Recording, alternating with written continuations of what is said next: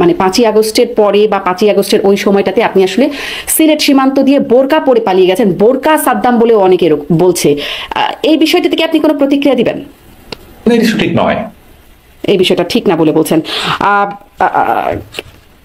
এই এই আন্দোলনের মানে মানুষের মনে, যে দেশে থাকা নেতাকর্মীদের মধ্যে এই প্রশ্নটি খুব জাগে যে যখন আপনারা আসলে নেতারা সবাই, যেটা আমি একটুখানি প্রশ্নের ধাঁচে আগের বারেও বলছিলাম, আপনারা নেতারা, শীর্ষ নেতারা সবাই দেশ ছেড়ে চলে গেলেন নিজেদের নিরাপত্তার স্বার্থে। এখনো বলছেন নিরাপত্তার স্বার্থে কোথায় আছে সেটা বলবেন না। আপনাদের কর্মীরা যে দেশে আছে তাদের জন্য কি আপনারা মানে সেই অনুভবটা করেন? আপনাদের নেত্রী সাবেক প্রধানমন্ত্রী শেখ হাসিনা, তিনি তার ছোট বোনকে নিয়ে শুধুমাত্র চলে গেলেন। তার যারা শেখ পরিবারের যারা, তারাও সবাই দেশের বাইরে নানান রকম ভাবে চলে গেছেন বলে আমরা জেনেছি। এটা কি আপনারা অনুভব করেন যে নেতাকর্মীরা, তাদেরকে এখন বলা হচ্ছে এতিম লীগ? না, দেখুন, আমাদের যে ভয়াবহ পরিস্থিতি তৈরি করা হয়েছিল, যে ধরনের ষড়যন্ত্রমূলক পরিবেশ তৈরি করা হয়েছিল, বঙ্গবন্ধুর কন্যা দেশরত্ন শেখ হাসিনা জীবন বিপন্নেরই শিকার হয়েছিল। দেশরত্ন শেখ হাসিনা বেঁচে আছেন বলেই তো বাংলাদেশের মানুষ এখন অবরুদ্ধ গণতন্ত্রকে মুক্ত করার স্বপ্ন দেখছে, কুক্ষিগত গণতন্ত্রকে মুক্ত করার স্বপ্ন দেখছে।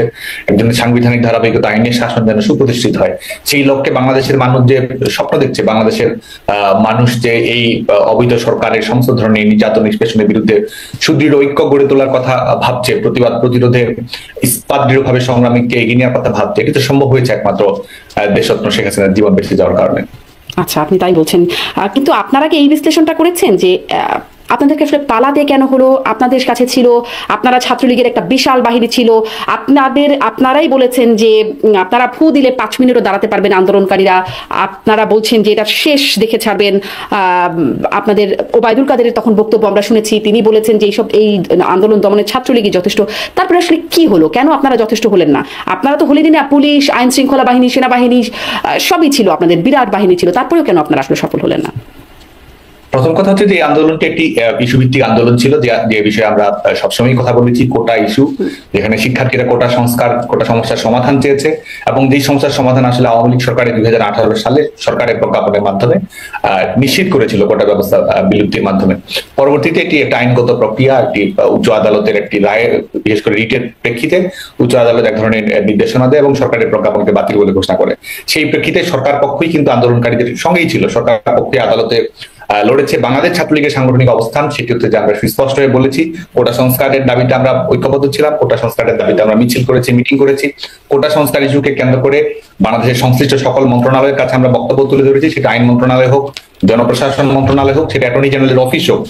এবং শুধু তাই নয়, বাংলাদেশ ছাত্রলীগ কিন্তু কোটা সংস্কারকে কেন্দ্র করে ডোর টু ডোর ক্যাম্পেইন কর্মকাণ্ড দেশব্যাপী এটি আমরা চালু করেছিলাম, এটি অনুষ্ঠিত হয়েছে, যেখানে আমরা বলেছি যেহেতু এটি নিয়ে নতুন করে একটি জটিলতা তৈরি হয়েছে, এটির জন্য একটি সুস্থায়ী, টেকসই এবং ইতিবাচক সমাধান নিশ্চিত করা সম্ভব হয়। সে লক্ষ্যে শিক্ষার্থীরা কোটা সংস্কার নিয়ে কি ভাবছে, এখানে অন্তর্ভুক্তির বিষয়টি কিভাবে হবে, কিভাবে এটি যৌক্তিক সমাধান তৈরি করা সম্ভব হয়, কোটা সংস্কার নিয়ে শিক্ষার্থীদের ভাবনা কি, সেই লক্ষ্যে কিন্তু আমরা অনলাইনে অফলাইনে সরাসরি মতামত গ্রহণ করেছি। আবাসিক হলগুলোতে শিক্ষার্থীদের কক্ষে আমরা গিয়েছি, সেখানে কোটা সংস্কার নিয়ে তাদের মতামত কি, সেই আলোকে কিন্তু আমরা সরকারের কাছে প্রস্তাবনা তুলে ধরেছি। এবং সেটির প্রেক্ষিতে আপনাদের সবাইকে আমরা যদি মনে করিয়ে দিতে চাই, সেটা হচ্ছে যে আমাদের গোটা বাংলাদেশেই কিন্তু 11 জুলাই 2024 থেকে বাংলাদেশে কিন্তু কোনো কোটা কার্যকর ছিল না।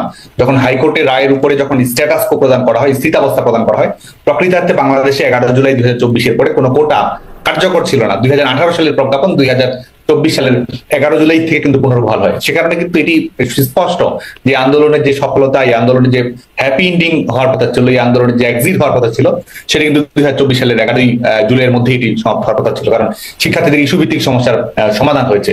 পরবর্তীতে আপনারা যেটি সবার সামনেই অবলোকন হয়েছে, কোটা সমস্যার সমাধান 11 জুলাই কি সাদ্দাম, নাকি ডেটটা আসলে 14 জুলাই?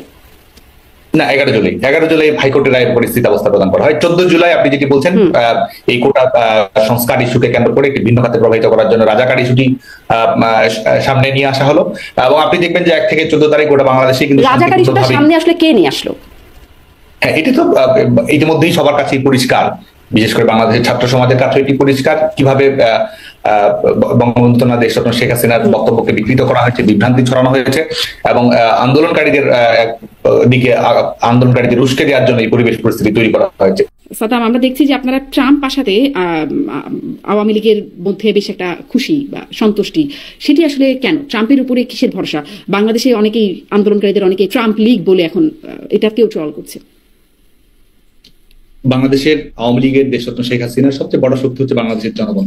জনগণের ঐক্যবদ্ধ প্রতিরোধের মাধ্যমেই আমরা আমাদের কুক্ষিগত গণতন্ত্র হোক, আমাদের সাংবিধানিক কুক্ষিগত গণতন্ত্র থেকে মুক্ত করা হোক, সাংবিধানিক ধারাবাহিকতা হোক, জনগণের নির্বাচিত প্রতিনিধিত্বমূলক শাসন ব্যবস্থা, সেটিতে বাংলাদেশ প্রত্যাবর্তন করবে বলে আমরা দৃঢ়ভাবে বিশ্বাস করি। আন্তর্জাতিক রাজনীতির যে সমীকরণ, সেটি তো অবশ্যই আমরা মনে করি যে শেখ হাসিনার সরকারের যে সার্বিক গ্রহণযোগ্যতা, শেখ হাসিনা সরকারের আন্তর্জাতিক সূচকগুলো উত্তীর্ণ হওয়ার ক্ষেত্রে তার যে সাফল্য, সেটির প্রেক্ষিতে স্বাভাবিকভাবে বাংলাদেশ আওয়ামী লীগের সঙ্গে শেখ হাসিনার যে বৈশ্বিক নেতৃত্ব, সেটির প্রতি একটা আস্থার প্রতিফলন যে কোনোখানি ঘটবে বলে আমরা মনে করি।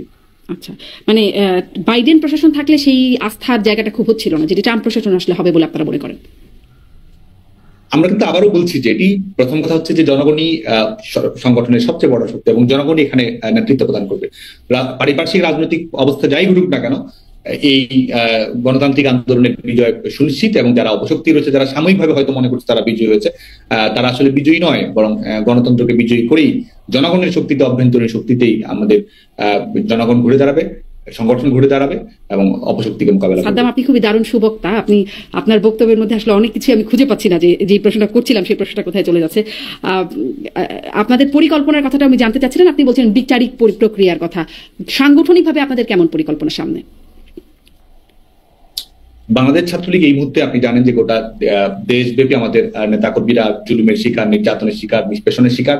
আমরা যখন কথা বলছি, আমরা আপনার সঙ্গে আলোচনা তো আমরা গিয়েছি, আপনি বলছেন বাংলাদেশ ছাত্রলীগের বিভিন্ন কর্মকাণ্ড নিয়ে আপনার সঙ্গে আলাপ আলোচনা হয়েছে। ঠিক এই মুহূর্তে বাংলাদেশে আলোচনা হয়েছে, হ্যাঁ, সেটি আপনি আপনার ব্যাখ্যা দিয়েছেন, আমরা আমাদের ব্যাখ্যা দিয়েছি।